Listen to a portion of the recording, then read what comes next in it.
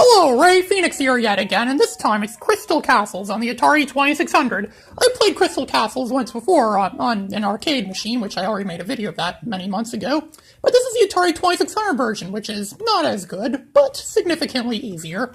It's much easier to play the game, they don't move as fast, it actually moves at a very slow pace.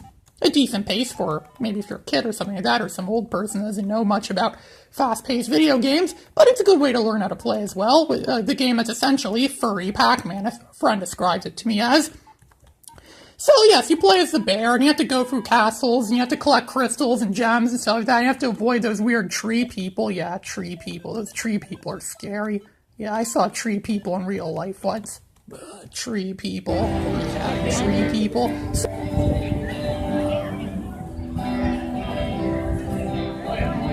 So you have to run through the castles and collect gems and avoid freaky, crazy, crap, insane enemies. And you have to collect honey, and you have to collect hats and things like that give you powers and other weird stuff. And you have to take the elevators, stuff like that too. The people who made this game clearly were not feeling well that day, so that's probably why they came up with all these different weird, crazy creature things. The game's called Crystal Castles. I think Crazy Castles would have been a better game, but I think Crazy Castles has already been taken. Or was it already taking it? I don't know. Some people will probably correct me on that one. So I collect the honey. If I were a bear, I would deposit my honey in an oak tree somewhere. Yeah, so, whoop, I got hit by that fireball thing. It looks like a 2-year-old colored it on Microsoft Paint. But then again, almost everything in an Atari 2600 game looks like it was colored by a 2-year-old on Microsoft Paint. If they had Microsoft Paint in like 1984 or whenever this game was made. Now I have to run away from that skeleton thing from Golden Axe, and then I have to be chased by those weird things that are probably Muppets of some sort. Some spirally green thing Muppet. I don't even know what that thing is. It looks like something from another world or something that someone was drunk and colored in on a bar napkin. And now I have to run away. I have to take the elevator down, wait for the elevator. You have to wait for elevators in this game. But there are enough to wait for elevators in real life. In this game, you have to wait for them too, which kind of sucks. I have to go and collect those lines, those weird-looking line things that I think are supposed to be gems. And yes, I completed the level, and it plays a familiar piece of music when you complete a level. I'm not sure where it's from exactly. I bet someone else will correct me on that one too. Got some more honey. Yeah, honey, the one food that never spoils. So, let's run through, and I have to chase. Now the witch from Wizard of Oz is in here now, so I have to run away from that evil witch. And more of those weird things that look like, I don't know how to describe those things. They look like spirally Oscar the Grouch from Sesame Street.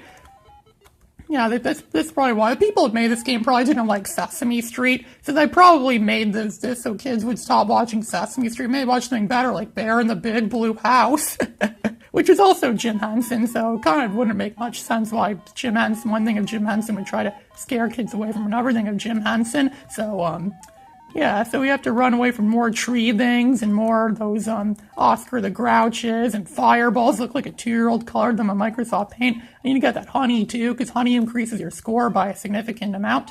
I have to wait for the elevator. Yep, the elevator's taking me up again. Got 1,000 more points there. It's always good to get points. 1,000 points in almost any game ever is good, unless it's golf. So I don't have to wait for the next elevator. Whoop, I'm going down the elevator. No, those dang tree things got me. Gosh darn it, the tree things hit me again. I have to collect more lines. Okay, hitting my lines.